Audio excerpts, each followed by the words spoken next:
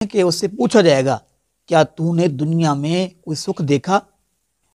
تو وہ کہے گا کہ میں نے کبھی سکھ دیکھا نہیں ہے، میں نے کبھی کوئی بسم اللہ الرحمن الرحیم السلام علیکم ورحمۃ اللہ وبرکاتہ۔ معزز ناظرین، جنت اللہ رب العالمین نے ان لوگوں کے لیے بنائی ہے جو لوگ اللہ اور اس کے رسول علیہ الصلوۃ والسلام کے بتائے ہوئے طریقوں پر عمل کرتے ہیں۔ ان کے لیے اللہ رب العالمین نے بطور انعام اور ان کے لیے جنت کے جو باغات ہیں وہ اللہ رب العالمین نے تیار کی ہیں۔ وہ ایسی جنت جس کو آج تک کسی نے دیکھا نہیں ہے سوائے اللہ کے نبیوں کے۔ جہنم کو اللہ رب العالمین نے بدکاروں کے لیے، گناہگاروں کے لیے، کافروں کے لیے تیار کیا ہے، اور جہنم اللہ رب العالمین کا عذاب ہے۔ اللہ رب العالمین ہم سب کو اس عذاب سے محفوظ فرمائے۔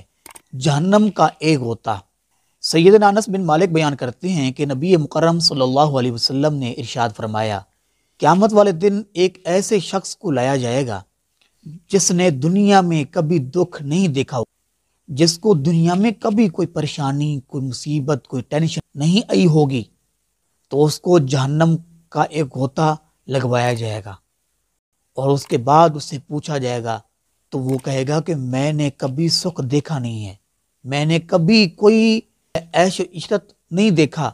تو جہنم کا اتنا سخت عذاب ہے، جس کو ایک غوطہ دیا گیا ہے وہ کہہ رہا ہے کہ میں نے کبھی سکھ نہیں دیکھا، تو وہ ان کا کیا حال ہوگا جو ہمیشہ جہنم میں سڑیں گے، ہمیشہ جہنم میں جلیں گے۔ اللہ رب العالمین فرماتے ہیں کہ جلودن غیرہا، ایک چمڑی، ایک جلد سڑ جائے گی، جل جائے گی، اللہ پاک دوسری دے دیں گے تاکہ اس کو یذوق العذاب، تاکہ اس کو عذاب کا مزہ یہ چکتا رہے، تاکہ اس کو عذاب ہوتا رہے۔ تو آگے اس حدیث پاک میں اللہ کہ نبی فرماتے ہیں کہ اس سے پوچھا جائے گا کیا تو نے دنیا میں کوئی سکھ دیکھا؟ وہ کہے گا مجھے اللہ کی قسم ہے میں نے کبھی دنیا میں کوئی سکھ نہیں دیکھا۔ جہنم کا ایک غوطہ اس کو لگوایا گیا ہے۔ معزز ناظرین، جو شخص جہنم میں سے سب سے آخر میں نکلے گا، اس کے بعد کوئی شخص جہنم سے نکل کر جنت میں نہیں جائے گا، تو وہ جہنم سے نکل کر جہنم کی دیوار پر بیٹھے گا، وہ زخمی ہوگا، آگے جائے گا اور پیچھے مڑ کے دیکھے گا اور کہے گا کہ اللہ تیرا بڑا شکر ہے کہ تو نے میرے اوپر وہ انعام کیا ہے جو کسی پر انعام نہیں کیا۔ یعنی جہنم سے بچ جانا یہ بہت بڑا انعام ہے، اور اصل کامیابی یہی ہے۔